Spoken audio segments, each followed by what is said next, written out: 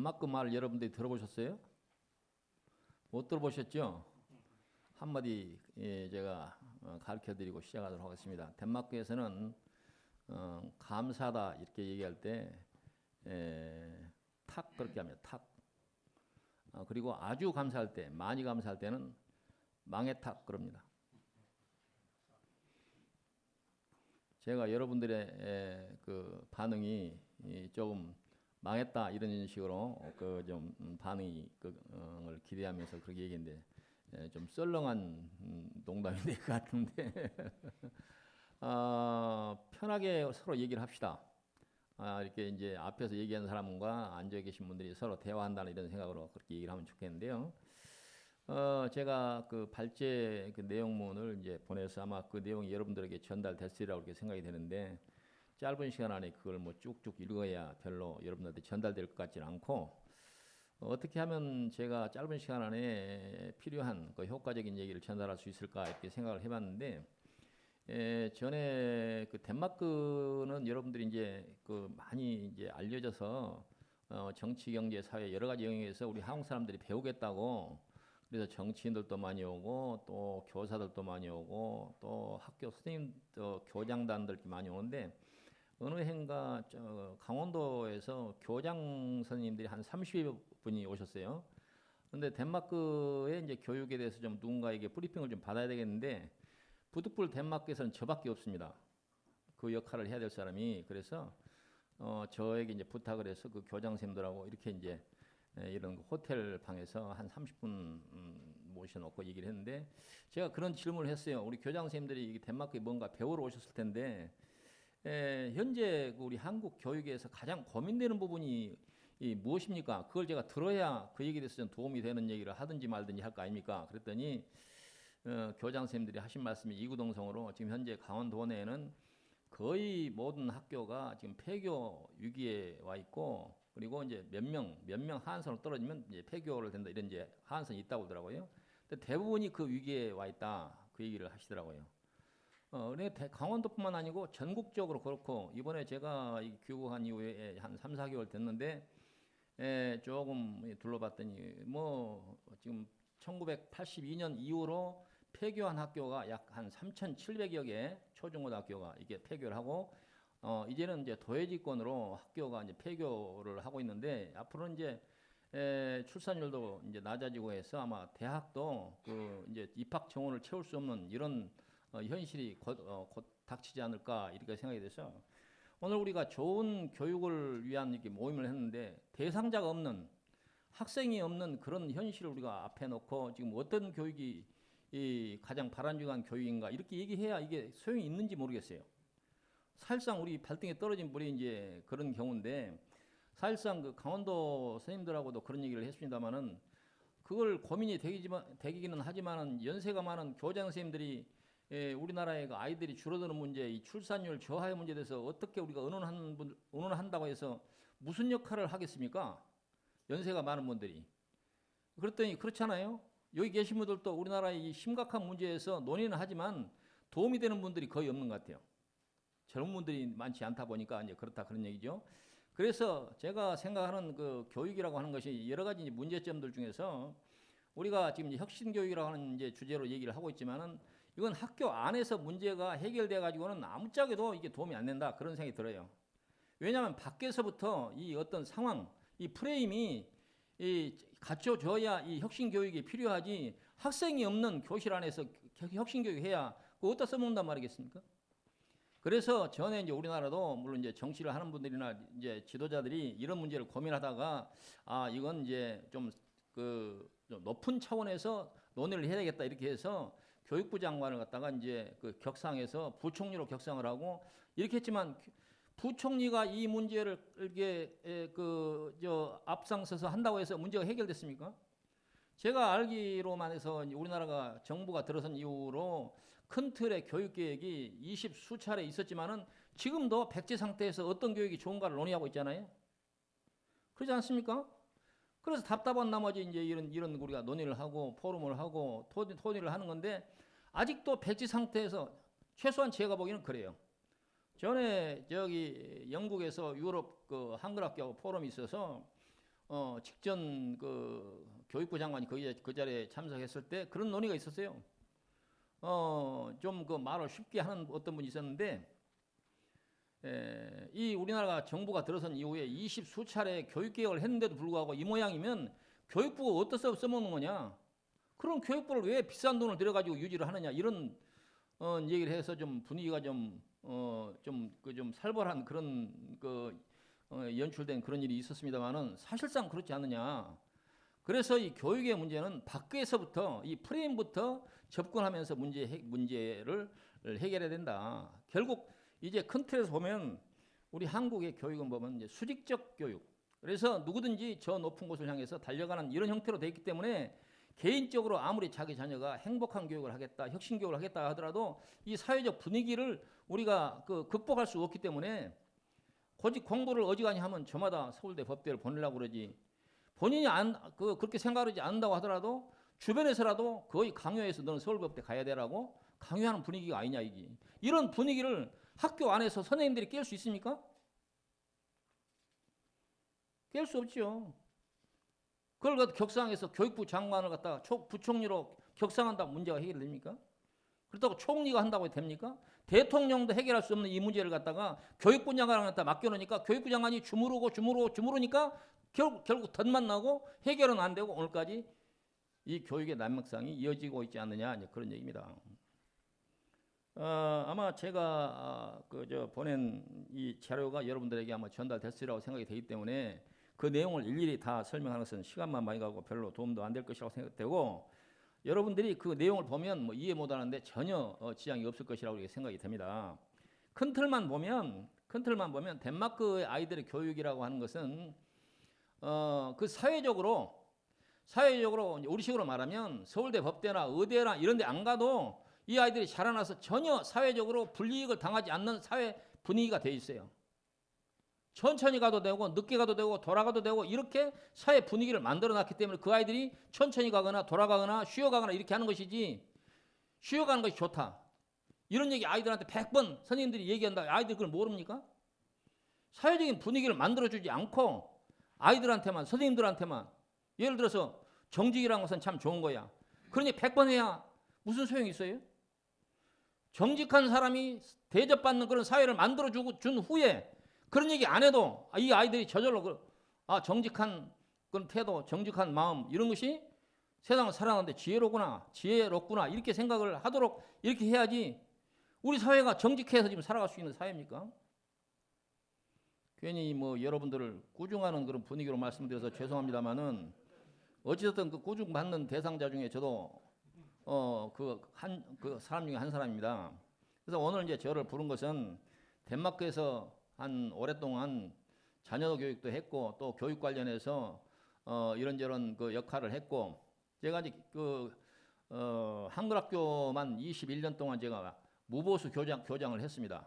그래서 등록으로 본 것도 있고 들은 것도 있고 해서 이제 아마 그런 얘기를 듣고 싶어서 저를 부르신 것 같은데, 도움이 됐을지 모르겠지만 어찌됐든 저는 한국 교육에 대해서 그런 좀 많은 얘기를 좀 해주고 싶은 그런 생각이 많이 있습니다.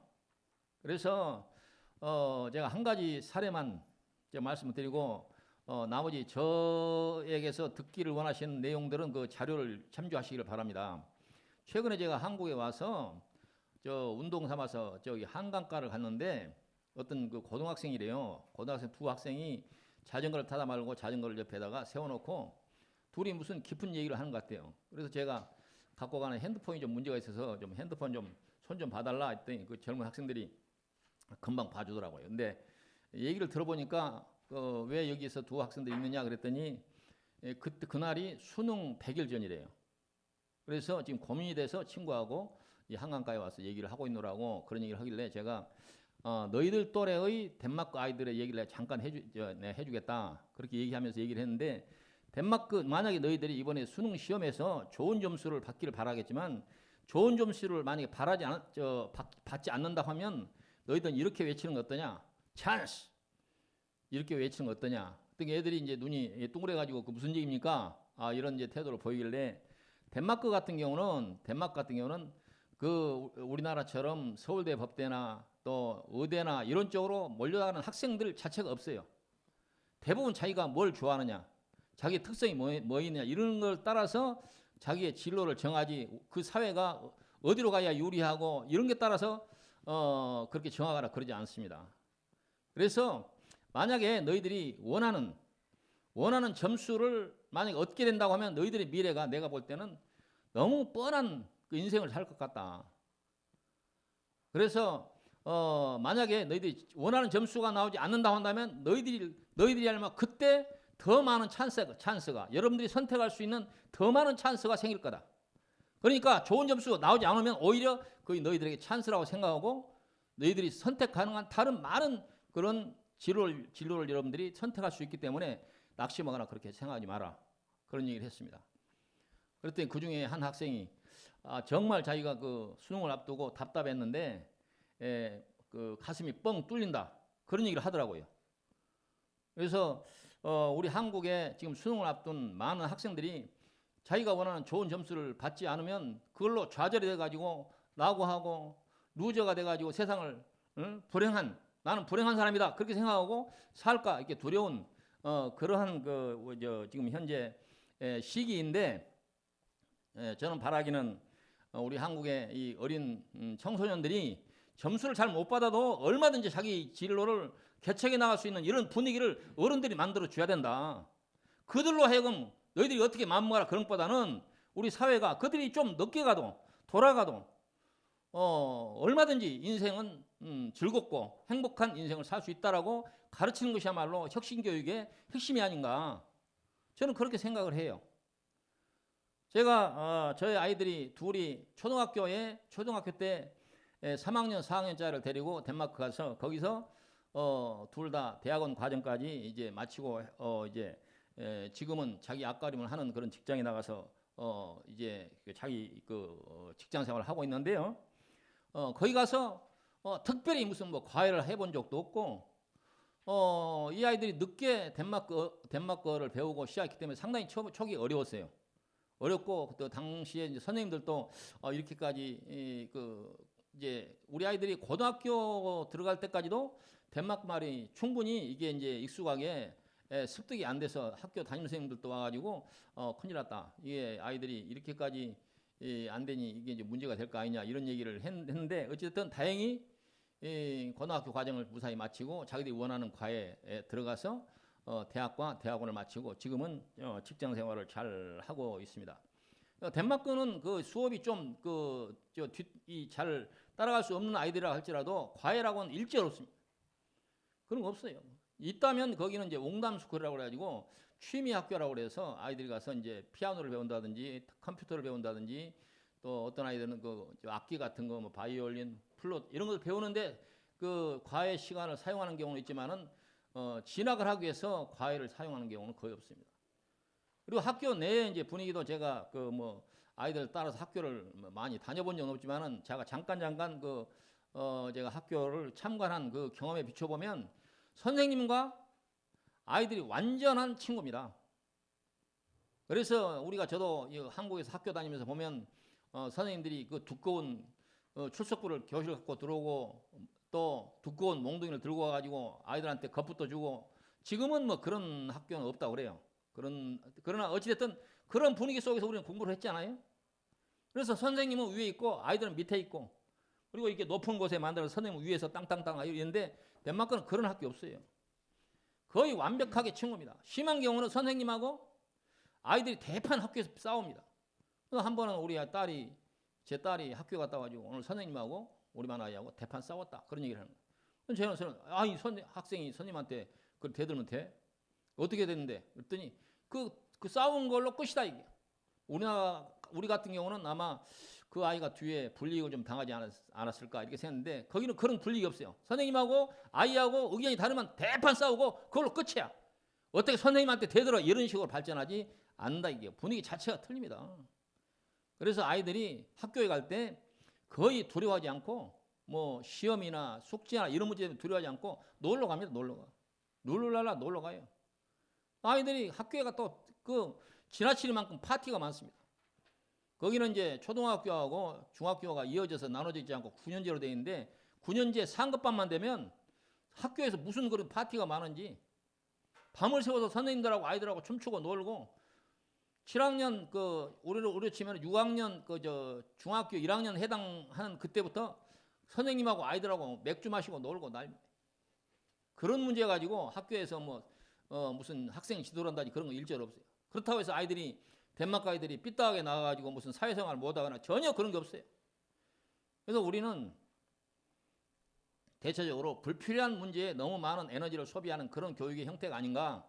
그래서 아이들한테 자유를 주고 아이들이 행복한 그런 학교 분위기를 만들어줘야 되는데 그런 분위기도 아이들 학교 안에서 문제가 해결된 게 아니라 학교 밖에서 아이들이 어떤 교육을 받고 사회로 진출해도 불이익이 없도록 하는 이런 분위기를 만들어주는 것이야말로 혁신교육의 핵심이다. 교실 안에서만 열심히 선생님들이 연구를 해가지고 가르치는 것만 갖고는 능사가 아니다. 저는 그렇게 말씀을 드리고 싶습니다. 그래서 전에 어떤 영국의 에든버러 대학에 교수를 하시는 우리 한국 분이 계셨는데 그분이 유럽에서 어떤 모임에서 이런 이제 발제를 하면서 그런 얘기를 한번 하시더라고요. 한국의 선생님들, 당신들의 죄를 아는가? 이런 제목으로 그때 당시에 신동아에다가 발제를 해가지고 아주 상당히 시끄러웠다 그런 얘기를 하는데 저는 이 자리에 그렇게 말하고 싶어요. 선생님들이 무슨 죄가 있어요? 우리나라를 이끌어가는 어른들, 특히 연세가 많은 어른들, 젊은 아이들한테 젊은 아이들이 뭘 알아? 이렇게 얘기하는 노인들이 반성해야 된다. 그래서 우리나라를 나는 지도자다, 리더다 라고 생각하는 사람들일수록 반성하고 손을 가슴에 얹고 크게 반성을 해야 된다. 저는 그렇게 생각합니다. 그래서 아이들한테만 다구치지 말고 어른들이 반성합시다. 이 말씀 꼭 드리고 싶습니다. 감사합니다.